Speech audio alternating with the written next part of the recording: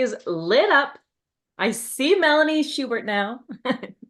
Would you believe I haven't changed a single light? That's just now The because the natural sunrise. light is coming through and not even much. It's like a dark day, but that's wild to me actually how different it is because yeah, you can actually see me.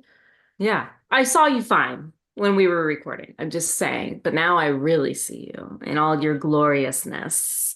I do. Oh, thank you. Yes. Well, welcome everyone to Of the Publishing Persuasion. I'm Angela Montoya, author of Sinner's Isle and A Cruel Thirst. And I am here with Melanie Schubert. What about What? Carnival Fantastico? Uh, oh, shoot. And what about what's the Oh, name of yeah. your story for the monster book? It's called Forget Me Not. That's the one. Yes, in My Monsters and Masquerade. Okay, favorite. hold on. Let me restart. My name's Angela Montoya, Can I author of start? Friends, yeah. friends, family, Moira Rose.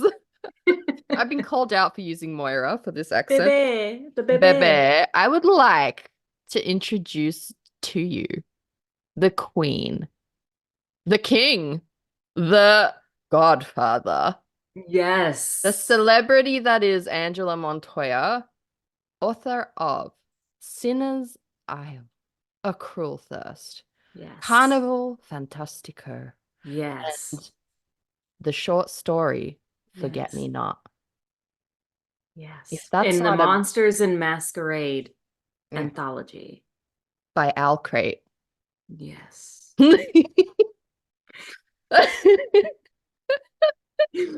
Yes.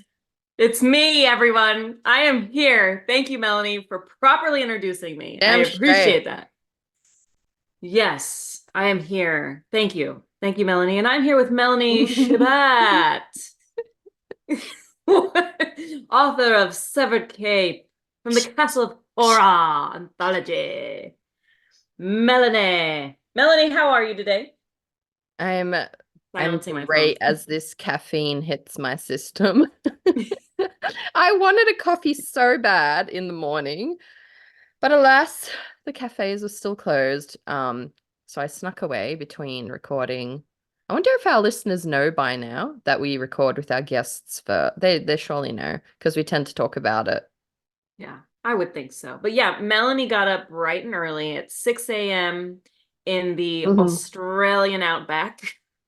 Which is Uh, normal for it is normal for me, but I definitely have days where I'm like, you know, there's days when I wait because Phil leaves at like 4 in the morning. And there's definitely days when I just get up and that's when I do my best writing these days, honestly. When the rest of the world yeah. is asleep, there's something about I'm not tempted by social media at all at that hour. I don't want anyone to know I'm up at between 4 and 6. And you also just don't feel like communing with people at that time, just Yeah. instinctively. So yeah, I definitely get up sometimes, but then there's also days where I'm just like, nah, fuck that. And I sleep in until like 8. So Well, hey, whatever works. But I definitely I feel like I get more done in the morning when it feels like the whole world is still yeah, asleep. Is are there's you something. do you prefer mornings over evenings or If you had have asked me a decade ago, I was literally on the complete reverse of the clock, like staying up because we used to do night when I was a flight attendant, I used to do the red eye flights for 3 years. I did night shift solid, which wow. they don't recommend, and I see why now.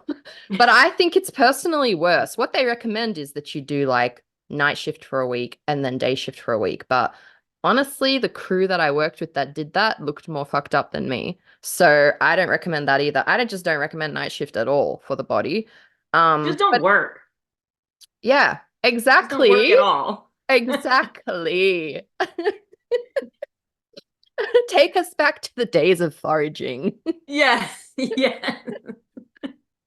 But who's going to buy you your coffee, mate, if we're foragers? That's true. That's true. You probably can't forage that anywhere. You got to go find that in the lab. Exactly. Speaking of coffee, mate, I digress for a second. Oh my gosh. She's still on about this coffee mate, I guys. am. I just have a few more questions. Okay.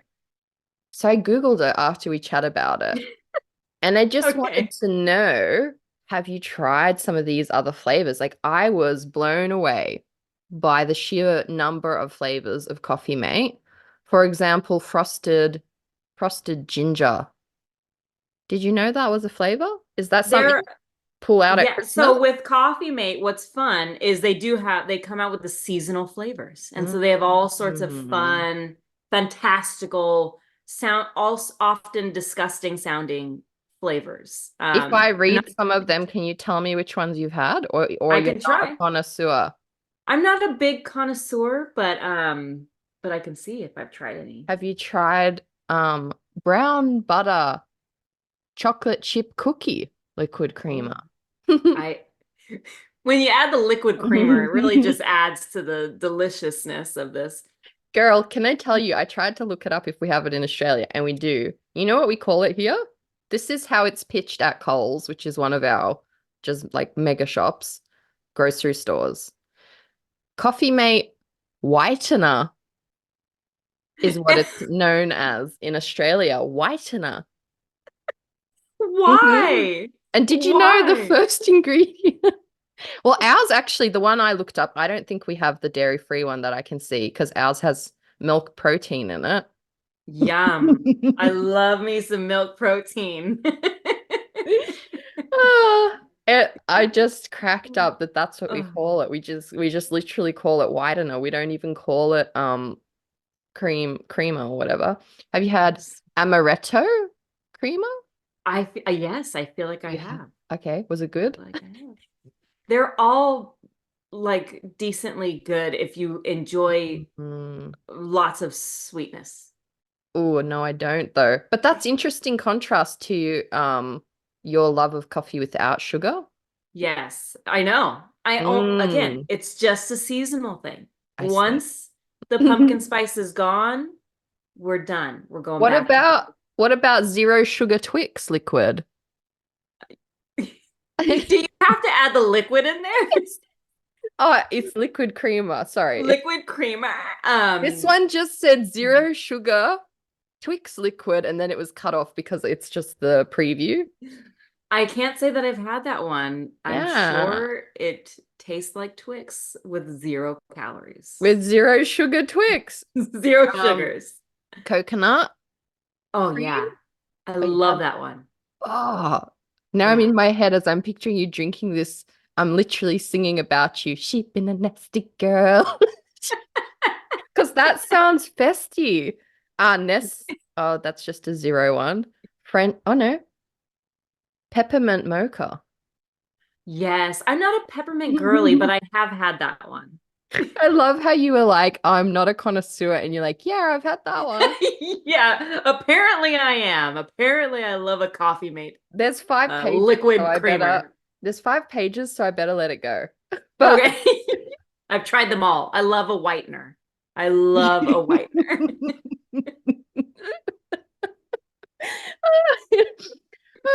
well, I might have to give it a go at some point, but maybe Yes. maybe for the spooky fall vibes, even though it's not fall here. Do you Oh, feel that's sorry for true. us over here? No snow in Yeah. Christmas, no autumn leaves in Halloween. Yeah, that is about well, I remember so for a while I lived in Hawaii and we spent a our one of our Christmases there and it probably feels like how you guys feel. Like all of the decorations were of Santa in like beach shorts, Yeah. like it was the vibe. Um, but yeah, the cold, wintry vibes with the fall. I'm here for it. Although, like where I'm at, I'm an hour from snow. Mm, Um, but we just fake it here. We pretend. As yeah. soon as the temperature goes low enough, we are in winter mode. Yeah, We if don't I care. don't get that autumn girl photo shoot from you this season, I will be mad. I will be Yeah. vexed. Yes. I will go to the pumpkin patch in Yeah. the 40 degrees Do Celsius you afternoon. do you have a pumpkin patch? Yeah. That's cool. Do you Oh eat my God. them or you just grow them for like, cause Oh, do I personally have a pumpkin patch? Is that yeah, what you're saying? Oh yeah. no, but we have like we grow other things here. We have like tomatoes that we grew. But Oh yeah. yeah, yeah, yeah. We did try pumpkins one year, but honestly, it's so much work. What I Mm. was thinking, I live next to a pumpkin patch. You do not. I do. I live next to a big ranch, like it's hundreds of acres, Yeah. and they do every Thursday. It's like a brewery now, so every Thursday Yeah. and Sunday they have a farmer's market, and then the brewery's always open on the weekends. That's But cool. from mid-September until Halloween, they sell pumpkins that they grow. So we just put over there in our little like we have we call it the Kubota, but it's like a little, Oh I don't yeah, know. a little mini Yeah. bike. Yeah. So no, it's not a bike. This one's like a four-wheeler, like a Oh, mule. gotcha. So we put over there, grab our stuff. Yeah. My sister, what is today, Monday? Yesterday we were all watching football. So my sister and her girlfriend and Alicia walked over there and got us kettle corn and tamales and coffee. So yeah, That's we cute. I but love for that. It's pumpkin, such a cozy vibe. it is. I love it so much. It's my favorite. But we love pumpkin patches here in the Mm, States. We're big on pumpkin I patches. see. What I don't eat the like pumpkin meat, the flesh, but I Mm. do always make At the all. I mean, I love pumpkin soup and stuff, Yeah, but yeah. like squash soup, but I don't personally make it. But I do always when we scoop out the seeds, Yeah. we just fry them up like in Oh, the oven or nice. whatever. They're so good. I love that you do that because I think about doing it. I grew up eating pumpkin seeds as well. And I think about doing it, but then I'm like, it seems like complicated. How long do you dry them out? Oh, I mean, I don't think I probably don't do it right, but it tastes good Yeah. every time. If you I can bite it literally, open with your mouth, it's right. yeah, I eat the whole thing. Oh, you eat it all. Am I not supposed to? Um, Maybe when they're I fresh, it's more do. tender. Yeah, But it's when tender. they're the ones I grew up eating, you buy a massive bag of it and people just sit and nibble on it for ages and you bite it out of the little husk. Oh, But like I think they must be older and drier. But when you're doing it fresh like that, I'm sure it's fine. It's not it's bad for so you. good. Yeah. Yeah, okay, good. Because I'm still here. But Yeah. no, it's so good. We scoop them out, clean all the guts off of it, Amazing. wash them, dry them, and then I set them in the oven for I don't know. I don't remember. I'd usually just look it up, but I put salt on there and that's it. Ooh. And they're so good. Okay, I'm gonna try next time. Do I think it. I was wondering if it was like a different type to the ones in the shop and what would happen to the husk, but that's the answer. When it's a young, fresh pumpkin, you just eat the husk. Amazing. Apparently, I don't know if it's right or wrong, but I'm No, doing no, it. it'd I'm be gonna do fine. it. It's not that I didn't even eat it as a kid. Sometimes I'd be lazy and I'd just eat it, but it's very coarse. You want to spit it out. Ah, okay. Yeah, Okay. yeah. Yeah, no, Anyway, these are yeah, it's a writing and publishing podcast, and today a pumpkin podcast. yes. Mm, I go hard. Well, like I said, when it's September, I don't play. yes. Well, also happy Latinx Heritage Month. Why, thank you very Yes. Are you much. doing any Thank like you. events or anything for it? Yeah, actually, Sandra Proudman and I are gonna do an event together at our like local-ish library. So emotionally happy about that. That's that couldn't be more glorious. Yeah, I'm so excited. We're going to like I said, a local library and it's Yeah. gonna be I think we don't necessarily have the plans yet, but we're gonna Mm. probably be interviewing each other and then doing questions with the audience after. So How yeah. wonderful, listeners. You better get to that and spam us with the photos. Two of my favorite people together live. Yes. I think it's either in South Sac. Yeah, I think it's in South Sac Mm. library. I'll post Put it. it up. Yeah, yeah, yeah. Yes, I will put it up. We have our flyers.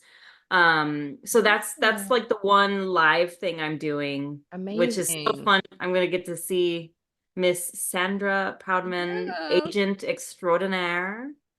She's the So yeah, best. that'll be fun. Yeah. And then What a a few other like online panels yeah. with I don't remember. I'll post those as well. Yeah, because we can post on the pod too. And I was also thinking if you like the idea, we can do you want to like highlight some of our past guests, like some of our Oh, favorite yeah. episodes from our Latinx crew? And we can I just, love because that. it's like we have such good episodes, and sometimes we should re-highlight some of the old ones. So maybe we can just think Yes. about, I don't know how many there We are. have many, I actually. think we have many, so we should just like re-highlight them, especially our favorite ones. Um, so yeah, let's do Yeah. that. Yes, I love that idea. I love Yeah. that. Yes. Good job. Thank You you. good job. Thanks. Yeah. Well, how are you traveling with your edits, your revisions? How was that? Listen, she may have finished on listen, I was hoping to finish by Friday, and then I realized that Saturday was Friday in the States. So I was still holding to my, finish by the end of the week. And I'm really glad I held myself to that deadline because it just kept me on track. And like, I know Sandra wasn't pressuring me, but once I kind of like woke up out of the post like COVID brain fog, I was just like, like I I need to get this out on sub. Like I need to like just be done with it. And like, yeah, that last week where I kind of held myself to that deadline, I just felt like a rush I haven't felt like in a long, maybe like even as far back as Pitch was. Just that raw, pure rush for it. Like, it's not that I haven't felt it at all, but like, when we got into Pitch Wars, I was so like naively full of hope and possibilities. Yes. It's nice when you have a moment and you recapture Yes. that naivety and like you don't overthink about, and it's not even naivety, that's the thing. Like, I think we're all aware of the harsh realities of books might not sell, whatever. But I've also become more and more increasingly like, but it could sell. Like, Yes. it feels like a fucking great book is how I feel after these edits. Hell And yes. that this just sounds so vain, but like I woke up in the morning the next day after I finished, kind of forgetting that I'd edited it. And I was like, man, I read a great book this week. And it like took me a while as I was waking up and I was like, girl, you're talking about your own book. And that was like a weird moment that I haven't had in a long time. Being lit That is on my own amazing. brand. Lit on your own brand. That is amazing. What like a great freaking feeling. Oh my Yeah. God. I think, Oh, hell yeah, yeah. I'm hopeful that Sandra feels the same. So I've sent it off to her, and that felt wild and wonderful, and just, yeah, like, you get an agent, and then it's kind of like back to like a quiet period again, right? This is the Yeah. thing with writing. You have these wildly big, overstimulating moments, and then you go back to just, it's just you now again, you and the screen. Yeah. So I definitely had that weird feeling of like, did that even happen, whatever, but it really felt like a milestone for me sending it off to her. Like, not just, I have done the work so many times, done the revision, done the submission, and just sent it into the nowhere. Mm-hmm. Yeah, to like actually like put my guts into it like I always have, and then to send it to someone that matters. Oh, that's good. It's fucking That's great. that's exciting. Yeah. Yeah. So I've been on that high, Hell which yes. is really wonderful because I tend to like sometimes when I finish a task historically, I can there's this weird letdown after or whatever. And I often haven't like felt properly like I want to take a break now, whatever. But I actually felt it this time. Like I fully just was like binging anime yesterday and like just smiling and relaxing. Like I did the thing. Like I did it. I sent it off. I made changes that I feel like made it so much stronger. And yeah, like I think I was bricking it at the start that I wouldn't be able to do that. And feeling like I did is a great feeling. Amazing. Amazing. That's huge, honestly. I mean, that's a whole ass revision and it wasn't that long ago, I think. I mean, you haven't been doing it too Mm, long. And so you have mm. produced, changed, revised, whatever you want to call it, like Yeah. something that's worth sending it to someone. You know what I mean? Like, and a big somebody, that's your agent, girl. Yeah. So like that is so huge. And like ride that high, celebrate yourself, Yeah. all the freaking things. I honestly, because there is, like you said, there's so much lulls, there's so many quiet moments, Yeah. and sometimes these exciting, like juicy, like beautiful bits don't come Mhm. very often. You know Yeah. what I mean? So like ride it, because that, to get that like fun, joyful high is Yeah. is like nothing else.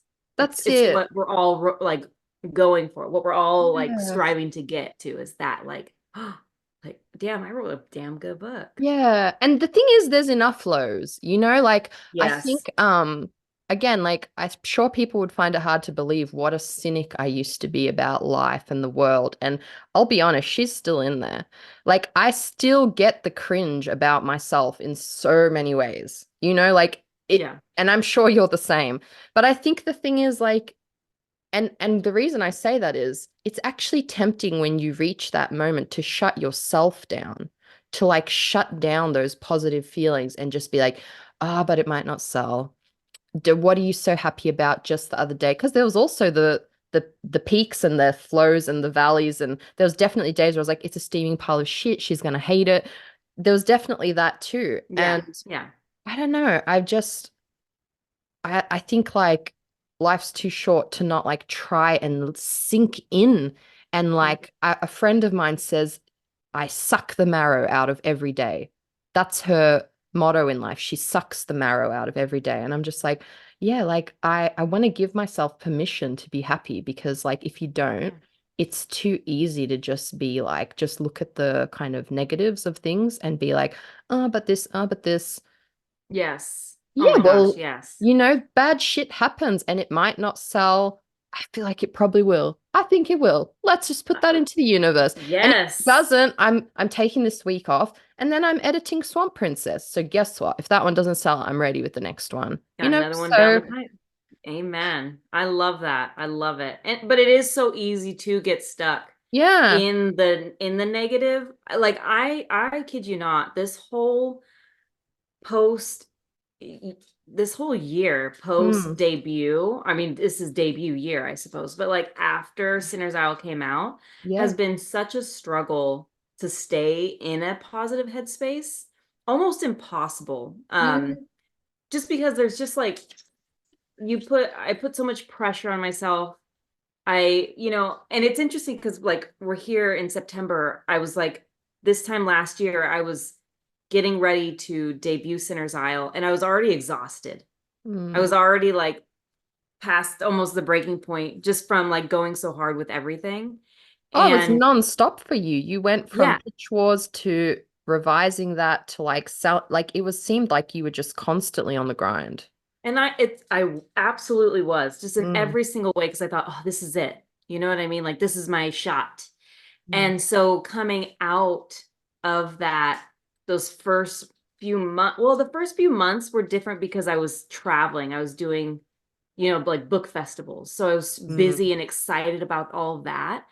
But as I kind of came out of that, and like a little bit more of the lull came, a little bit more of the quiet came, it became so easy to let my mind fester and mm, rot and mm. focus on sales, what the team could have done better, what I could have done better, Yeah. like all of the things. And so it became so easy to be just down about everything.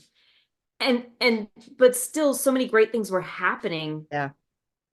but like my brain would not like let me boost. It would not let me like receive any joy almost, because I Mm. was so focused on, oh man, I wish I don't know.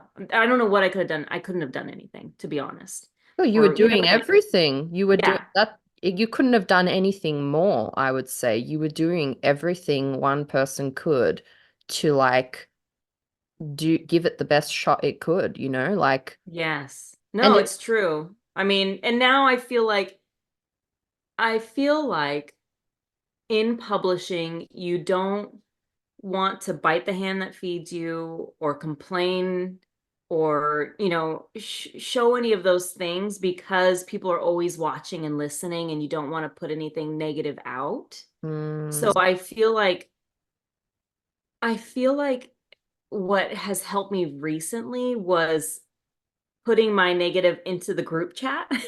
yes. And then Yeah. and also getting the boost of like, no, you're right. You know what I mean? No, you've got Mm, this. This is not on you. So it's like this release of like all these things I was holding on to, but yeah. then giving it to you guys to to take it and No. then, and boost me up. And so I feel a lot lighter like this week, here I am, almost a year out, and I'm finally feel like I'm like pulling myself back, Mm, because it's nothing I could have done differently or done mm, better because I did it all, yeah. and I don't need to beat myself up or kill myself over trying to get marketing and publicity out there because there's truly only so much I can do, and I've done it. So thank you for releasing me, everybody, from Of from course. feeling that. Of course. And that's what friends are for, like to give you that check-in because when when you're left with like a problem in your own head, it it morphs beyond belief. And like I often like my husband Phil cops the most. Like the kind of shit I rant him about on a regular basis, that man deserves a crown. Like Bless him. just Bless Phil. like to the point where when I'm done, I'm like ashamed of some of the shit I said because it's like Yeah. embarrassing after. But what I've learned is that I do that because he's a safe space for me and I know he won't judge Mm, what I'm saying. Once you pour it out, once it's dissected in the light of day and you have people validate your feelings, because sometimes you can't change the shit. yeah. But if you have somebody who knows the heart of you and validates what you're experiencing, that's like that's life changing and it's like all we can hope for sometimes. And I think like it's so funny because gossip has been so demonized historically. And I sometimes think it's been demonized to silence people. Like it can be really ugly if people just Right. bitching about people It's just that like not hateful. just Yeah. hateful, not true, whatever. But Yeah. but like gossip or like sharing information with people you trust isn't really gossip, in my opinion. You're like gathering information to like move through life somehow. So I think, yeah, it's tough sometimes. And, like it's really hard not to take that full flow of it's hard not to feel responsible for everything when we live in our own bodies. It's Yes. not like we're connected to an actual hive mind and like, oh yeah, not my responsibility, not my circus, not my monkeys. It Yeah. actually ties in really well to the mental health topic I've picked for Good. today. Good. Um, but I like even when we were chatting with Megan, it's something I've been thinking a lot about lately. Like if someone were to ask me like what's my like top writing advice or whatever, because she was talking about her long journey and like how much she changed over that and whatever. And something I've been thinking so much about lately is I think like my ultimate writing advice is to know yourself, get to know Mm, yourself deeply. I think it's kind of the most important part of it. Because if you don't meet yourself like deeply and get to know and go through like the shit you've gone through, and now you're coming out on the other end, and that's making you like this invincible, oh, like this celebrity writer, yes. I'm in you my know? celebrity era, everyone. Yeah, but that's because you've been doing the work of like experiencing this stuff, processing it, and growing, not stagnating. Because I think if you, like she said, if you respond to the same things the same way every time, there's no growth there. You have to be Mm, able to like, and to do that requires like getting to know yourself, getting to know what you like, rah, rah, rah. that, amen. Well, even what she said about like knowing what books you love. Like I'm sorry Yes. for spoiler alerts, everybody, you have to listen to what Megan has to say because she's Mm, brilliant. But knowing what, as she was saying that, like, what are my favorite books? Like, that's what I want to write. I I could started see thinking your like, face. yeah, I was like, this is hitting all her chakras are realigning right now. it did. I was like, ding, ding, ding. And then I just started thinking like, oh, well, what are my favorite books? So yeah, I was spiraling as I was, as So I was we'll listening, I was spiraling. so we're gonna expect some alien porn soon. Yes, it's happening. Yeah. But did you want to go in a little bit more about your tips and Yeah, tricks? well, definitely. Today we're going to touch on mindfulness, which again, Mm. it's like coming from a branch of I kind of touched on it talking about meditation, but like as a practice itself, the reason I was like this leads in so perfectly is you were talking about like how it felt so impossible to like hold on to your joy during that time. And again, I say mindfulness practice because, especially the way our brains have been wired growing up the way we have, it's actually not instinctive to live in the present. So, mindfulness is basically like the art of like living in the present and experiencing the present moment. And it sounds like the most basic natural thing, except it couldn't be harder the way we are Mm. now brought up.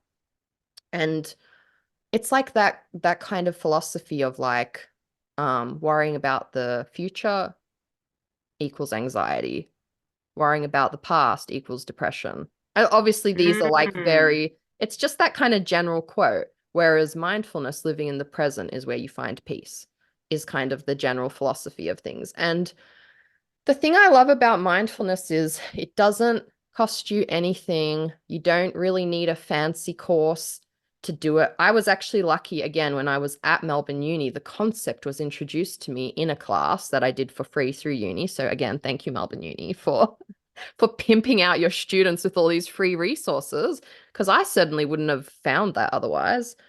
And yeah, my first psychologist was very, she like that was her bread and butter. She believed that like the power of like the mindfulness practice is as effective as like medication, basically, was her that was her personal philosophies.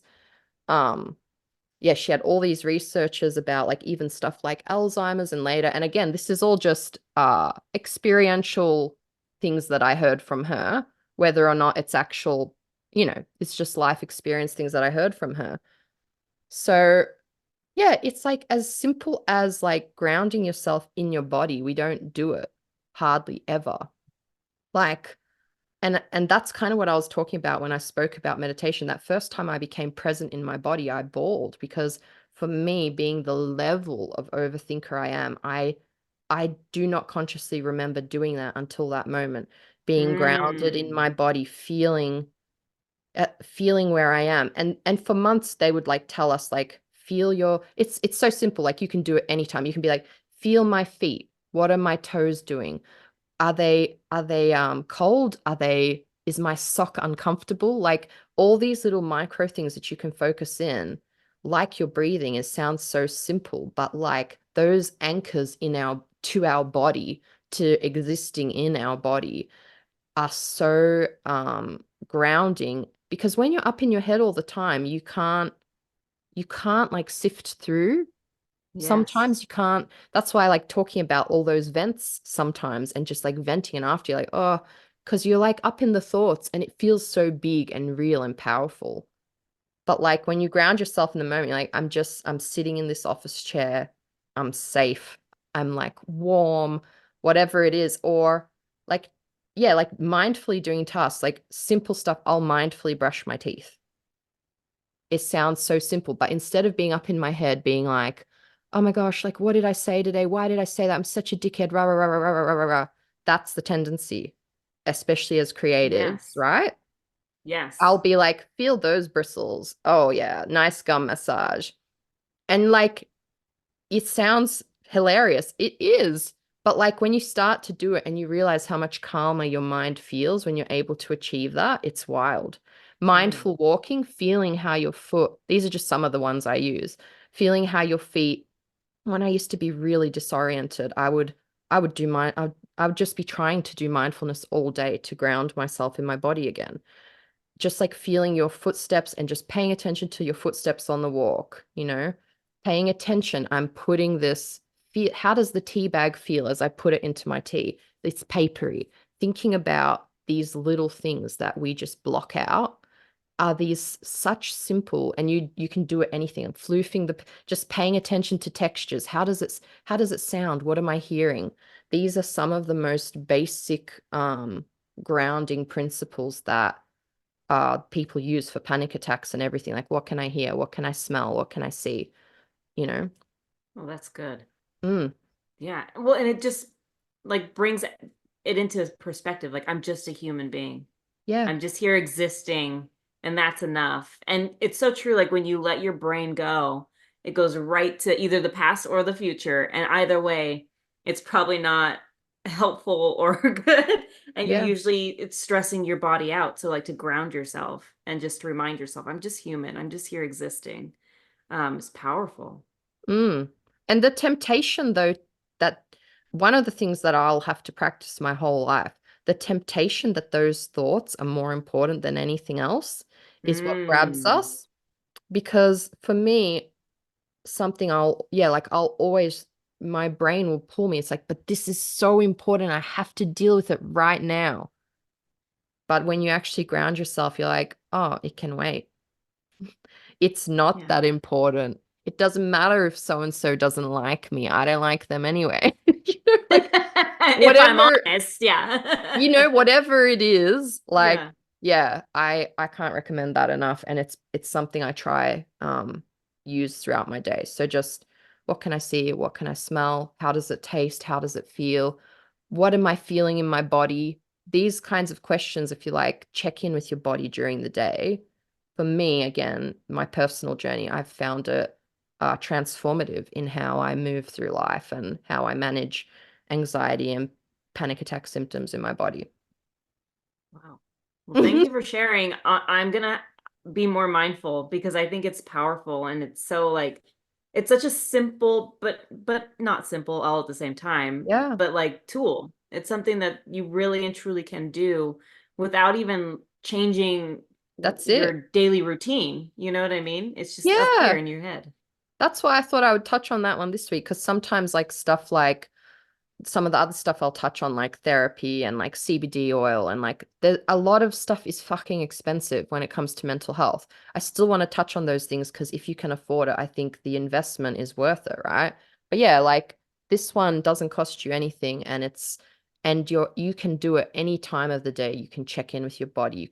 You can ground yourself where you are, and it does take practice, but yeah, it's so when you start to feel that peace in the present moment, you start to crave that more.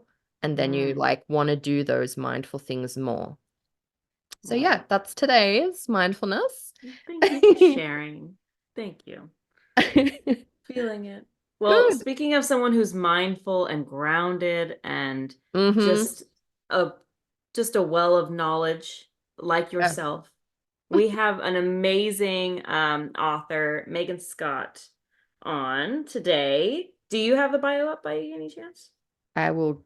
It is definitely my turn. I don't have Okay. a. Megan Scott is from the northwest of England and a lover of art and the ancient world. She received her BA and MA in art history and classical civilization, and both subjects inspired her debut novel, The Temptation of Magic. When she's not writing or on Pinterest, she's trying to read as much as her nana or paint something she doesn't want to ceremoniously burn in the garden. And you're right, Oh, yeah. that's it. She's such a wise, inspiring soul. And yeah, I don't know where these last 2 hours went, chatting with both of you. You're also a wise, inspiring soul. I'm always uplifted after our chats on here. Same, absolutely same. I'm gonna go get my coffee mate and just whiten the shit out of my coffee. Okay, but be mindful about it, you know? Have a As real I moment. pour. Listen to the sprinkle of the whitening product. Hi. Hi. Hello. Wow, what a cool setup. Like Thank my you. eyes are everywhere. This is gorgeous. I was just before like I came on, it looked so dark. I've ran around and like all around me are lamps. Like you can't see them because it looks pitch black otherwise. So I was like, I'll just look like a floating head if I don't have like a more background. So I like changed my shirt and everything because I was like, you're just not gonna see me. But okay, that's good. That's good. That looks okay. It looks amazing. It's like such vibes right now, right? Like Oh, we're like feeling the September vibes. yes. All the spooky vibes. Yes, I love it. Well, it was smart, unlike me, who didn't run around and put the lights on, and now I'm relying on the green light of the laptop to light me up. I can see you. You're all good. You're all good. Yeah, yeah. You look like a nice little like moody witch, Melanie. I'm here for it. Love it. Well, we're so excited to have you on today. And yes, I am just obsessed with your setup. And it kind of reminds me of your webpage. It's like true deep author vibes, you know? Thank you. Thank you so much. Thank you. Oh, you were putting in the work. Now I have to go look after we're off of this and yeah, like stalk your website. I'm excited. Yeah. I'm honestly so pumped to have you on. We were on a panel together a couple weeks back, and you were so fabulous. You had so many amazing things to say that I was like, it was already in my head. But then one of our listeners who was watching the panel was like, you have to try and get Megan on. And I was like, count it done. I am DMing her right now. So yeah, so you have fans all across the globe. Oh my God. Yeah. So I thank you was for so doing honored. that. Oh No. yeah.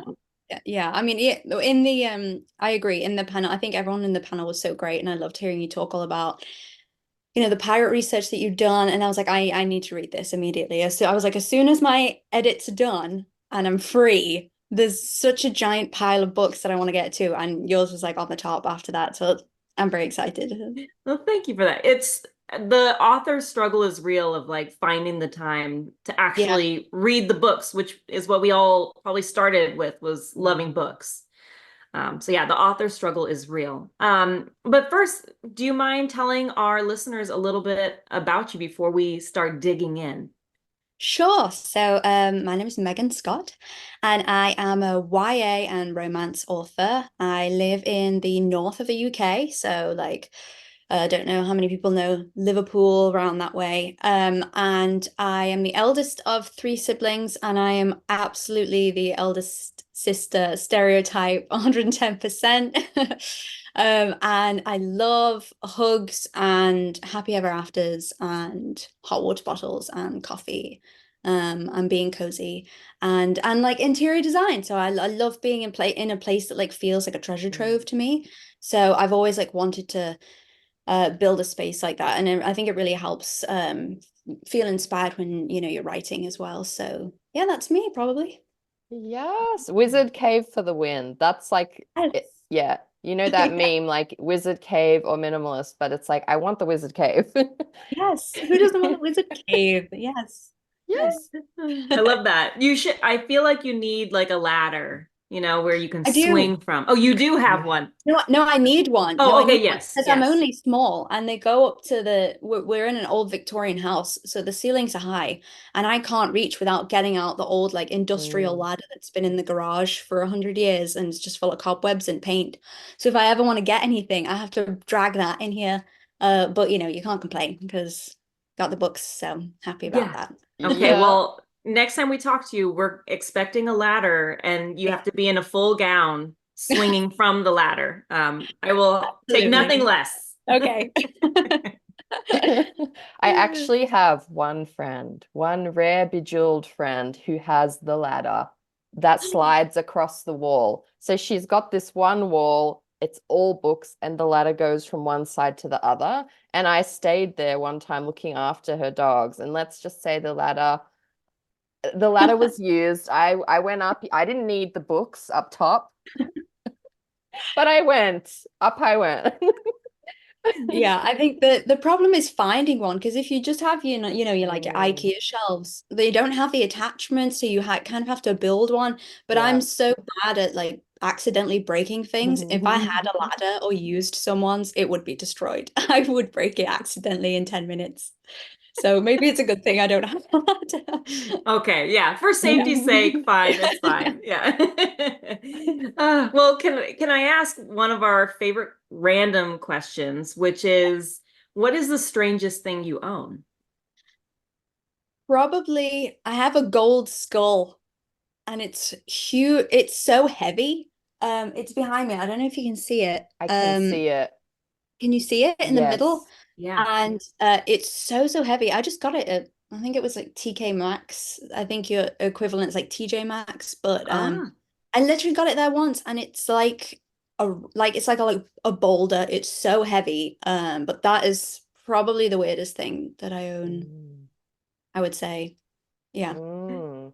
I wonder what Mhm. they made it out of to make it, like maybe it's literally just carved out of rock. If it's that heavy, that's wild. It's like pure metal, but I don't know oh, what kind because it's just so it's like metallic and it has um it's really detailed. Like it looks really Yeah. cool. But yeah, as soon as I saw it, I was like, I need that. I just need that. So it yeah. came home with me immediately. I love that. Yeah, it's funny because the last I want to say our last interview we had, Yeah. she was mentioning that she has skulls as Skulls. well. And I have them all around the house as well. There's just something about it. I don't know. Maybe it's a writer thing. I don't know why we all like skulls so much. Yeah. Maybe it's We just because like to we, think, yeah. yeah, we explore the deep existential stuff and the skull reminds us, you know? There you go. That's the answer. It grounds us. It definitely does. Well, what is something you think of way too often? Ooh, probably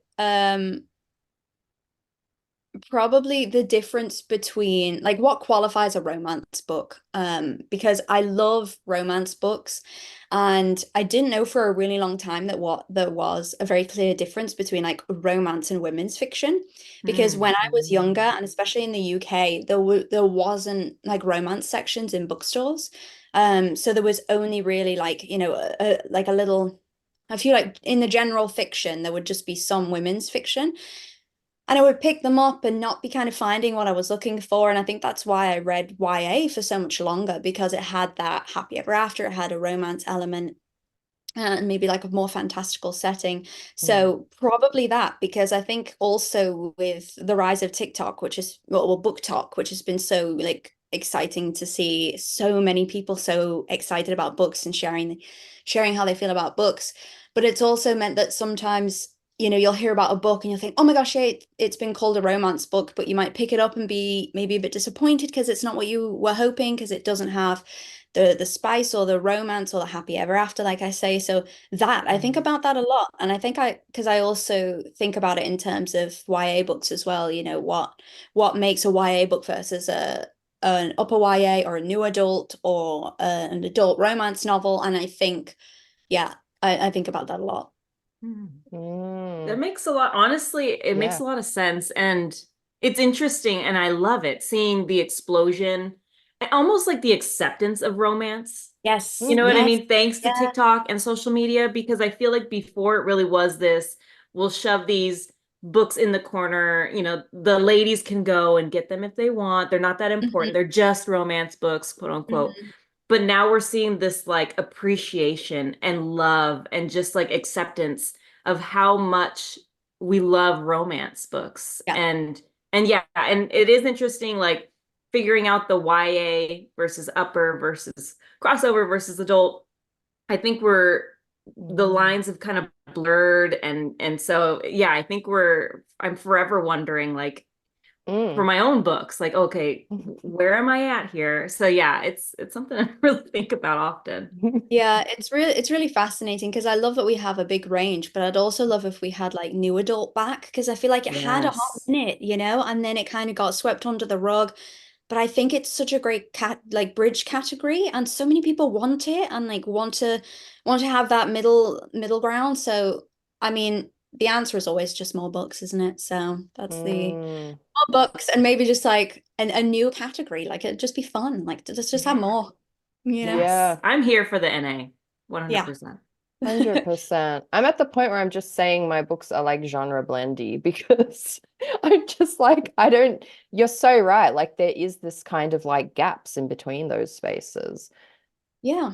Yeah, we think about these things. But I want to ask, did you always want to be a writer? No, actually, I wanted to be an actress for a really long time, because I loved the cinema. I'm obsessed with the cinema. I love that moment of, getting your popcorn beforehand and like going through like the dark corridor and sitting in the seat and all the adverts have gone and it goes dark and then you're like waiting for a few moments in silence and darkness and you're like wondering what's going to come up on the screen. But also I loved how I would always get this like really this true feeling of you've been on a giant adventure when you've watched like a great movie and you'd feel so like I would just feel so alive and so excited about everything and you kind of come out in a daze. So I thought I really want to be a part of this and I really would want to be doing those things. But I'm too self-conscious for that. So I did a few little like background, like oh my gosh, I've forgotten what they're called now, but like extra work. So you're in the background of things. And I actually had a role in a show here in England called Casualty 1902. So it's like a historical medical drama. Cool. And I had to play a pregnant teenager in it. So they actually had to strap me with a fake belly and like and in but like in historical garb and like it was so much fun. I like had the best time. But I was definitely like, okay, to be an actress, you've really got to have like a kind of different sense of confidence, I think. And it was kind of around that time as well that I realized, no, I think the thing that drew me to the cinema was the story, as much as the visuals and like the feeling that you can get that feeling, a similar one when you finish a really good book. So it was actually only when I think I was about 12 and my mom was like, I remember the day it happened. My mom was kind of bored of me because I would always just come into her and be like, I'm bored, And to get rid of me, I think she said, oh, go write a book. And I remember actually her response, because I said, well, I can't write a book. And she said, well, who told you that you couldn't write a book? And I was like, well, no one. And she said, okay, so off you go. And I was like, okay. So then I went off to my room and I remember sitting down and thinking to myself, what would I write if I was to write a story? And it's funny because I never felt like I had a good imagination. I always wanted to be like able to tell my siblings like bedtime stories and things because when we moved into this house a really long time ago, we all had to share one room. And so I would try and rack my brains to come up with a story to tell them at night. And I just never could. There was nothing there. So I remember being like, I can't do this, but I ended up doing it and I wrote my first book at 12 and I queried it at 13. Oh my So gosh. shockingly, because I was like, oh God, no, this isn't this isn't good. Mm. But I did it because then at that point when I was like, okay, I want to be a writer, and then I was like, okay, well, I want to be a good one. So what do I do to get published? I found out you need an agent. So that's why I was immediately like, right, I'm doing this. Because I think at that I've always been the type of person that's like, okay, if I figured out I want something, let's just go and do it. What are we waiting around for? Let's just go. And it drives my family insane sometimes because I'm like, okay, I'm going on a walk. Who's coming with me? And everyone's like in the middle of a coffee or whatever, and like, oh, okay, let's go. So I was very much determined. I was a pedantic, determined child, and that's how I got here. So after a very, very long journey, that's why I decided to be a writer. Oh, I am in love with this story so much. And like just the idea of like who told you you can't? Yeah. You know what I Yes. mean? Like there's so many like it's just that epiphany like you're right. Who did tell me? I guess, it's I love that so much. So how did you get from querying at the age of 13 Yeah. to here we are now celebrating a beautiful book debut? Take us through the steps of your publishing journey.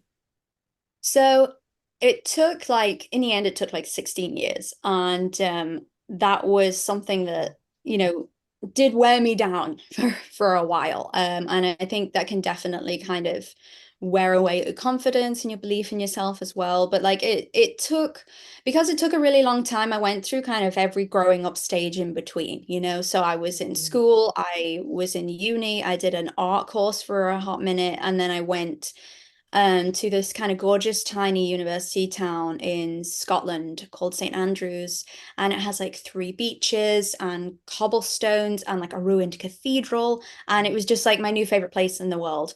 And while I was there, I was still trying to get an agent, but I wrote in the time between 13 and then when I got my agent, I wrote, I think, 5 books. Wow. Um, one of which I rewrote so much, and I still haven't got it right. To this day, it's my like bane of me, the Bane book. But like I want to return to that soon and give it another shot. But Mm.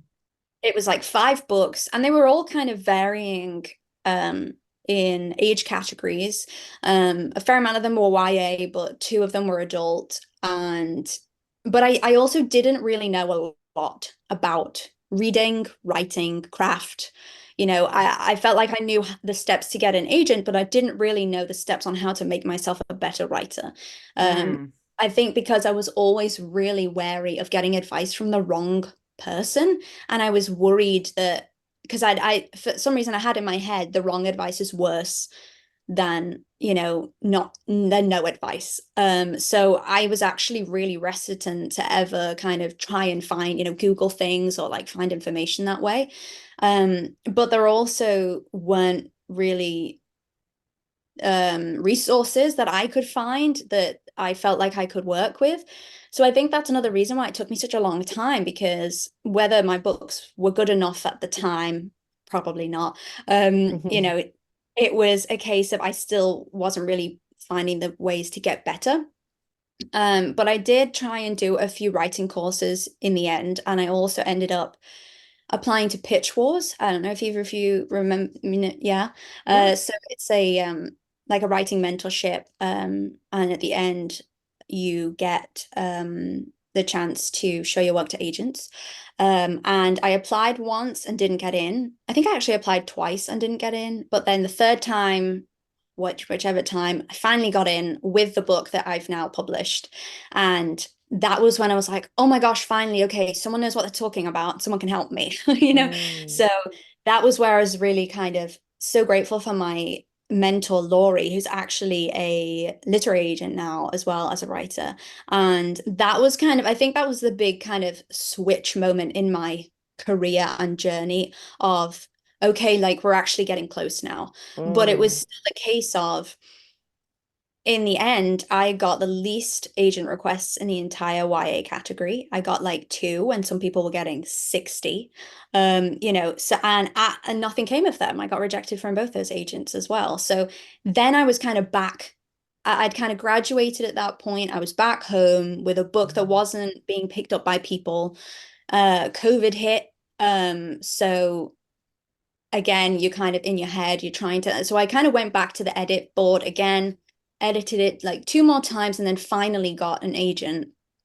And then after about, once we got to the submission stage, I was actually on submission for 6 months, and then finally got the offer, and then was finally like, oh my God, eventually, here we are. Mm. I have a book deal and it's time to go. So that's, yeah. But then obviously you've got the wait time between the deal and it coming out and the editing, etc. But uh that was kind of the journey in a nutshell, a big Mm. nutshell. Yeah. Oh, it's talking to me because like I don't know if you know, but we're both former Pitch Wars girlies. That's actually How where did yeah, where Angela and I met. So your oh, story resonates with us, and I was also probably the least requested manuscript that year. yeah. So I know the Hey, look. pain. But Yeah. like, Yeah. yeah, those kinds of like competitions and opportunities, like I can't encourage like writers enough to enter anything like that because you're Yeah. right, it does really provide this kind of in between link between going to, or just like even having a semi grasp of what the industry is actually like. Yeah, 100%. I mean, I learned things from the girls in my group that I got to know. Mm. I think every single person in that group now has a book deal as well, which was really exciting. But I learned so many crucial things, like to separate your rights and you know, the importance of your first chapter and like importance of feedback, good feedback, you know, and so that was really a great place to learn because I also think it was quite different searching for information on how to become a better writer between the UK and the US. The US seemed to be the place that at the time was really a case of, okay, the knowledge is actually over this way. I wasn't finding things in the UK that were giving me like really what I needed and the right market research. Um, so I think then as well, because most mentors are either international or based over there, I think that was the other reason why it was so useful. So it's a shame it's no longer running, but I think yeah, for most of us that did get in, I think it was really crucial. Yeah. No, it was, were you the final year or 2021? I can't I remember when think the last so. year was. Maybe I Yeah. was the last one or the penultimate. Um, I think it was 2020 and it was in because it was my showcase was yeah, when COVID hit. Then you Okay. were in our class. How did I Was not know this? We were, yeah, our showcase was 2021, right now? Oh, true. We were 2020 class, but the showcase Was was at the start. Yeah, 2021. okay. you're right. Okay, I think I was the previous year then. Previous. Ah, okay. Yeah, because I think it was 2020 when the showcase was in February or something. Um, Gotcha. so okay. Oh Well, yeah. we were nearly there. Yeah. Yeah. You were right in the thick of Yeah. We wonderful know. time. I feel like if Yeah. we talk about it enough, somebody's going to pick up the mantle eventually. That's my theory at this point. Yes. Yeah. Well, I think these things can develop and come anew and be, you know, improved and everything. So yeah. Yeah. No, I honestly I always speak for Melanie all the Yes, time. please. But like for both of us, the whole thing that was so great was the community built through this mentorship program. And like you were saying, is like just meeting other writers that are in your same sort of spot in life, in Yeah. your career, and learning together. And then continuing those friendships as they grow and they learn, then they can reach back and tell you things in the same way. Like you could do that. It's those sort of like community building mentorship programs and things like that. Like I'm just so desperate for everybody to be able to have something like that because it's Yeah. true. Like before Pitch Wars, I had no idea what an edit letter was. I had Yeah. no idea how to navigate that bitch. Like, no, like I had no idea, but thank God for the mentors who took the time to teach us these things and were great, at helping us for the most part. So we love it. I want to ask about your book, which I just started the audiobook for, and oh my God, the voice actor is glorious. Yes. So good. Yeah, she's Um, amazing. oh my God, she's great. So I've just been gobbling it up. It feels like, I don't know, it feels so fresh, but also like so much like giving like, I don't know, Discovery of Witches vibes. Like, I don't know. It's giving me all the good vibes I've been dying for right now. So Oh, thank you. Thank you for that. thank you. Thank you. But yeah, can you tell our listeners about The Temptation of Magic? Yes, of course. So it's an upper YA and it is the first of a trilogy. It's we probably call it nowadays a romantasy, but set in our world. But I would probably veer more towards like a paranormal or a contemporary fantasy.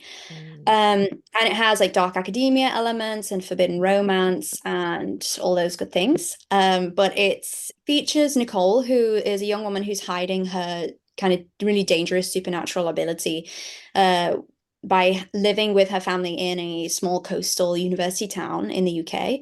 And there she's convinced that a local manor and its supernatural artwork has the key that her mother kind of left a secret in that would keep her safe from the organization that kind of runs supernatural society and keeps a secret from human society.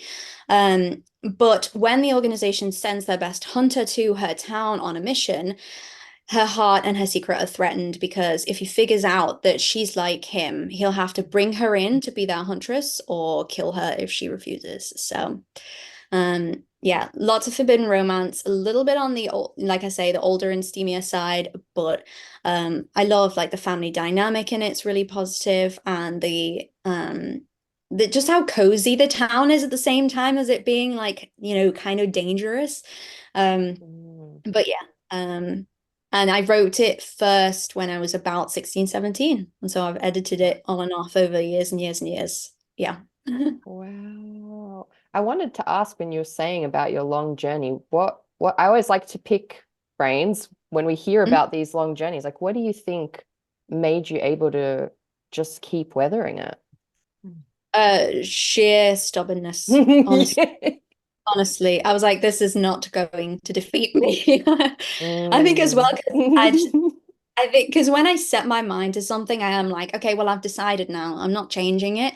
And there were there were definitely times when, especially with that book that I couldn't figure out, like I could never get it to work, that I almost hated writing. I was like, this is just draining me dry. I don't know how to do this. I want to fling my laptop out the window. Like, really like quite angry and like upset about writing. So sometimes when people are like, I love writing all the time, I'm like, that, I've definitely had times when I've fucking hated it, excuse my Yeah. language. But yeah, I think just the sheer thing of me having decided, and I knew that it was a case of if you keep going, you get there, and you do. It's I knew that some people don't start writing till they're in their 60s and they still get a book deal. So I was like, even if it takes me till I'm in my 60s, at least I will have also improved through the process. So Mm. at some point, I'm gonna wear them down and they're gonna let me in. Hell Um, yes. it happened eventually, but it did also take me having to like, listen to my gut in terms of I felt like this book out of the five was kind of the one that I was like, this one is I felt like it had something. I felt like it called to me the most. I felt like I was the happiest with it. And it really was the one that I wanted to get out there. So it was also just Mm. kind of my faith in the characters and the story. Even though, like I say, it occasionally can drive you a bit mad, but when you get it right, it's such magic. So I think that's the thing. And then once I was surprised at once I got my agent, my attitude to writing really did change in a good way, which again isn't great because you shouldn't seek your external validation to make you feel like you've made the right decision. But it does affect you. So, Yeah. and then at that point, I was like, oh my God, I love writing and I want to write forever and I have so many ideas. Um, but yeah, I think, like I say, stubbornness, and I knew it had to happen eventually. If you just keep going and but you keep getting better, like you kind of can't Mm. just, keep running around in circles. Because that was the other frustrating part about writing advice that sometimes would bug me when people would be like, just write another book. And I'd be like, but I don't know anything. So I'm gonna have the same problems. I don't know what Mm. the problems are. And now I'll just have another book with more problems in that I can't fix. So that's, like I say, definitely is the key of try and find the info and try and get better, and then you will get there. But if you need a break, take a break. Even if that break is like 5 years long, it doesn't matter. It doesn't make you a quitter. It just means you need to step aside for a bit, and you'll always then come back and with a better idea of what you actually want to do and what type of writer you want to be. And that is, I've found the key to your own sanity as a writer, but also Mm. producing work that you're happy with. So it's yeah, just remembering that you'll get there eventually. Hell Mm. yes. I love Yes. this. Yes. Amen. Was there any like sort of, I don't know, books or YouTube channels or resources that you use that you found in Mm. particular like were helpful for you? I actually, that the two that worked the most for me, I actually found after I got my agent. And one was Adrian Young's Writing with the Soul course. Mm. So that was really good for me because at the time I'd gotten my agent, but I was languishing on sub for a bit, and I was a bit worried that again, my confidence was low at that point in writing and in my own tastes and these things.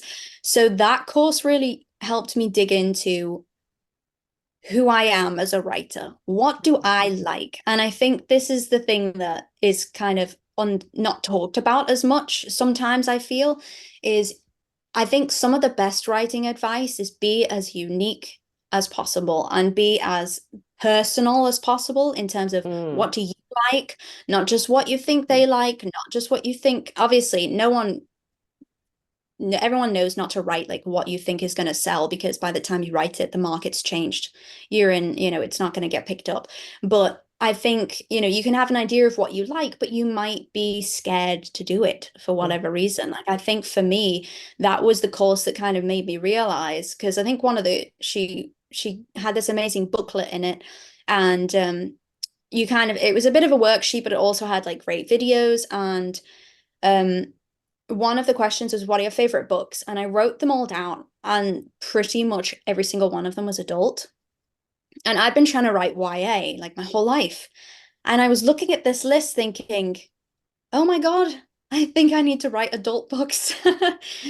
So sometimes you just, especially if like me, when you didn't have for a long time a mentor or a way to figure stuff out, and you are running around in a circle, you're not actually stopping and thinking, hold on, is what I'm writing making me happy? Is what I'm writing what I should be writing? Do I feel fulfilled? Do I feel like I'm hitting that, scratching the itch, whatever it is? But I think it's also because, like I mentioned before, finding romance books was really hard in the UK, actually. Like, there just wasn't a big market 10, 15 years ago. So only then, as I've gotten older, have I realized I love romance books. They are everything to me. They make me so happy. When I'm not reading them, I can see a very clear difference in my like mood as well. If I don't have like a cozy Tessa Bailey, sometimes I wouldn't call Tessa Bailey cozy, but she's more steamy, but you know what I mean. To read at night, then I'm gonna be grumpy. So I think and that leads on to my second favorite, which is a tiny book. And every time I say it, people either say I've never heard of it or, oh my God, I love that. And it's Romancing the Beat by Gwen Hayes. Do you know Yeah. it? I feel Yeah. like I I've have it heard of right it. here. I It's have it so, somewhere. so good. And it's a tiny book. And the reason that I love it is because, like, it is about plotting romance books, but the focus is, and this is what really, like, also clicked for me with romance, and it made me appreciate romance even more. And I wish more people thought about romance this way, because I feel like sometimes, especially with the rise of book talk and like romance books and like the term smut, which I hate for 1,000 different reasons. It's great that we have like a word to like as like a code word, but anyway, so but what's great about this book is it shows you the giant focus on character in a romance book, and character is the key to any genre. So Yes. that is why it's so, so useful, and it breaks down in a way that other books like John Truby and all the kind of big classics, I tried to read them, I couldn't understand a word of it. I just didn't. I would either not know the references he was talking about, or it felt like a textbook. And this is no shade, shade to John, but like I couldn't grasp it because I was so new at like trying to figure out craft and stuff. So this book is short and funny, and it really breaks it down in a great way, like the structure, but also character flaws and weaknesses, and why those are the things that your book has to, you kind of got to work backwards sometimes. You've got to say the plot is actually has to press on your character's weakness at every opportunity. And that's what the romance writing book taught me. And I was like, oh my gosh, this is what you need in every book. So regardless of if you write or want to write romance, I do really recommend it as a kind of book on breaking down who your character is and why they feel that way, and that fear and that what's it called, that the wrong belief they have about the world. They've got to kind of break that to be their best self and get the happy ever after or defeat the villain or whatever. So those are probably actually my two, but just for ease sake and obviously finances, the Little Gwen book is, I would say, the best one. Amazing. Yeah, I think I have it. I need to read it. I will have it Oh, by good. the end of this week. Yeah, I do it's have so it. good. Yes, that's it. Okay, You I'll must read I it. need to read it because it's just been sitting here. It's only short as well, like I say, and it's quite funny. Like, I found myself laughing Mm. out loud. Yeah. Wow, It's I appreciate that rec because I had almost given up on craft books because you're right, a lot of them are long-winded and very hard to like actually program in your head as you go.